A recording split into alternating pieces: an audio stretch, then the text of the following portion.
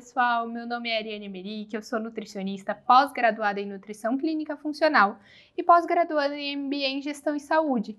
E junto com a Tailan, que também é nutricionista, está aqui nesse grupo, e junto também com o MyNutri, a gente criou esse grupo com o objetivo de tirar o máximo de dúvidas e ajudar vocês que têm intolerância à lactose.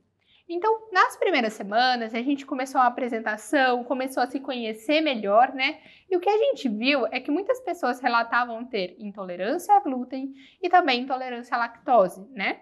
E daí a gente quis trazer um pouco da relação dessas duas intolerâncias para vocês. Então, antes de tudo, vamos começar a diferenciar, né? O que é a intolerância ao glúten? Ela é conhecida como doença celíaca, né?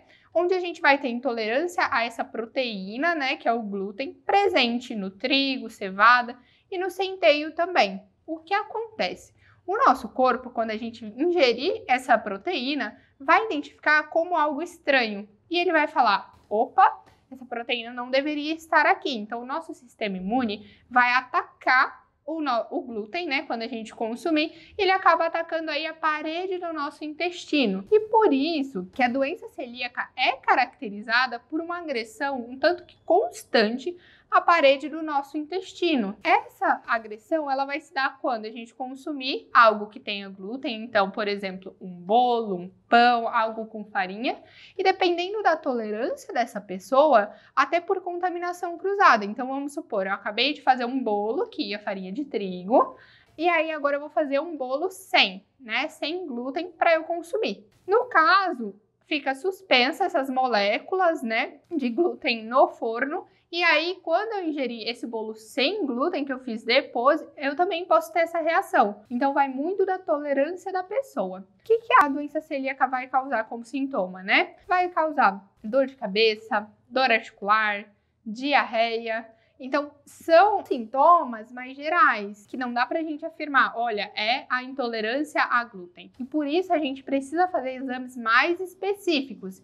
Então, o seu gastroenterologista vai pedir exames como o anticorpo transglutaminase tecidular, o anticorpo anti-endomísio e também a endoscopia com biópsia para você fazer. É importante, quando você for procurar o gastro para fazer esses exames, que você não tenha feito a exclusão do glúten antes. Porque o que acontece? Senão eu vou fazer o exame, aí ele vai ver que a minha parede do intestino tá certinha, porque eu já excluí há 1 mês, 2 meses antes. Então pode dar um falso negativo. E aí quando eu voltar a consumir, pensando que eu não tenho doença celíaca, eu posso ter uma reação. Então é importante que a exclusão seja realizada apenas após o diagnóstico, tá bom? E aí indo para intolerância à lactose, vamos começar falando primeiro o que é a lactose, né?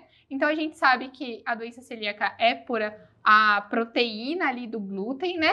Mas a lactose é um carboidrato presente no leite e nos seus derivados. E aí, quando a gente ingere um iogurte, por exemplo, vai chegar lá no nosso intestino em um ambiente normal, vamos considerar primeiro, né? Vai chegar no nosso intestino essa lactose, e aí a gente tem uma enzima que chama lactase. Ela fica na borda em escova do nosso intestino, então ela fica lá paradinha, esperando a lactose chegar. Opa, lactose chegou, eu vou quebrar, então eu vou digerir essa lactose e aí vai me gerar uma molécula de glicose e uma molécula de galactose. Essas moléculas, sim, eu vou absorver e aí elas vão para o destino que as pertence, né? Ah, para gerar energia, então para qual via elas forem destinadas. Qual o problema, né? Quando eu não produzo essa enzima ou eu produzo ela em pouca quantidade, né, a lactase, eu posso ter um prejuízo na quebra da lactose. E aí, se eu deixo a lactose lá no intestino, ela não vai ser absorvida porque ela ainda está uma molécula maior, ela precisaria ser quebrada. E daí ela pode ficar no nosso intestino, drenando a água da parede do nosso intestino. E aí, por isso ela pode causar episódios de diarreia ou episódios de constipação.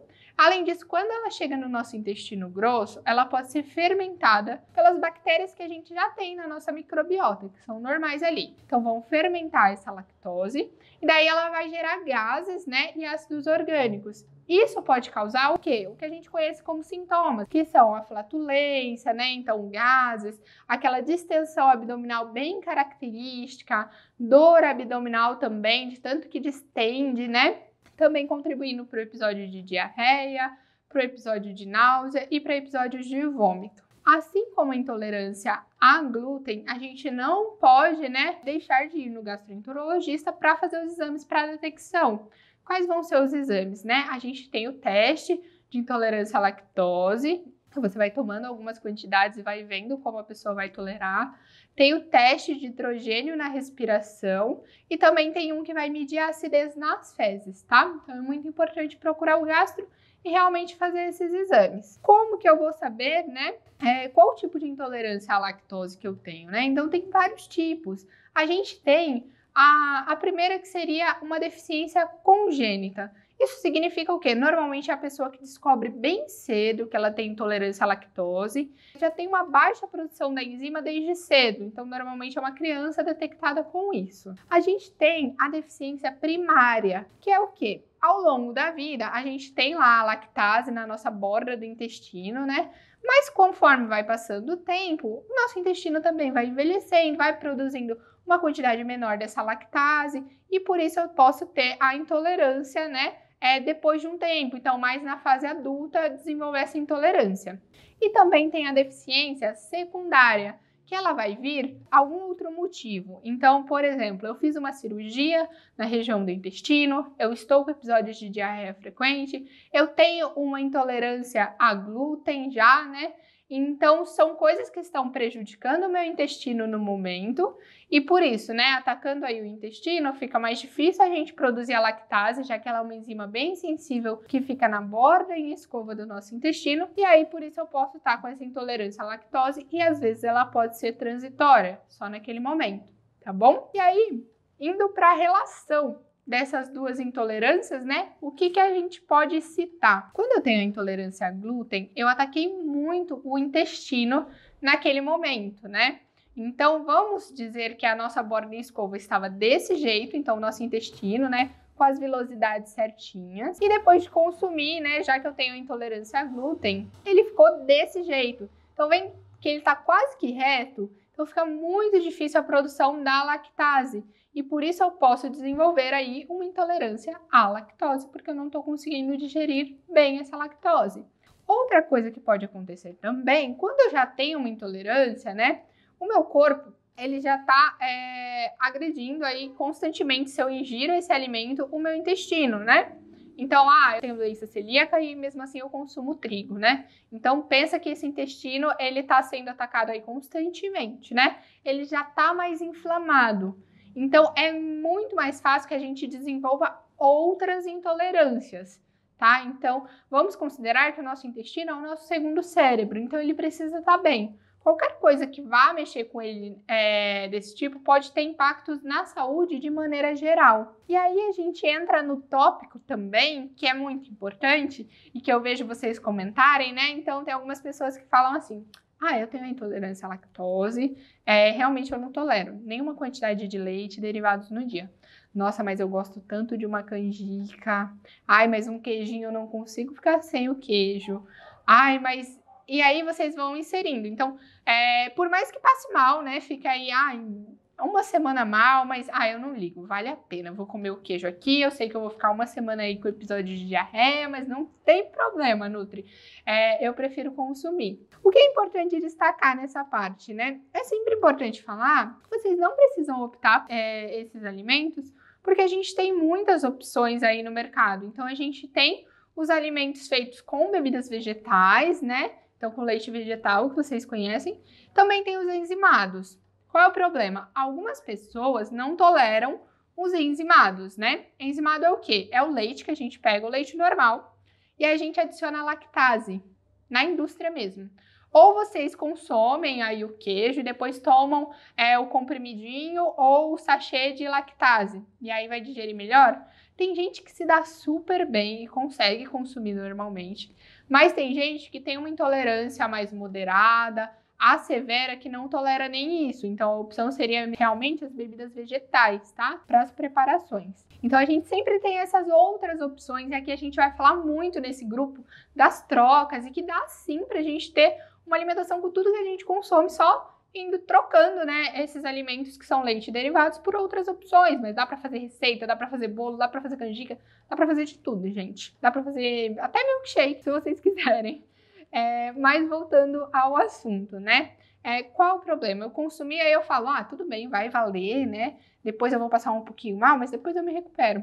O problema é que se eu faço isso constantemente, eu tô agredindo constantemente a parede do meu intestino. E aí não é legal, porque pensem que o intestino é o órgão onde a gente tem a maior absorção de nutrientes. Então, se eu tô com diarreia uma semana inteira, quer dizer que todos os nutrientes que eu tô consumindo lá, eu não tô quase absorvendo as vitaminas, os minerais, né, que me dariam energia, que vão melhorar a saúde mental, que vão melhorar diversos processos no nosso organismo, né? Então, não só pensando nessa parte, tô tendo a diarreia. Não, esses nutrientes eram importantes para gerar energia para nossa saúde mental, para nossa concentração, de repente, para o ciclo que eu quero para ganhar massa muscular ou para me ajudar no processo de emagrecimento. Então, assim, as vitaminas e minerais são importantes para vários processos no nosso corpo, né?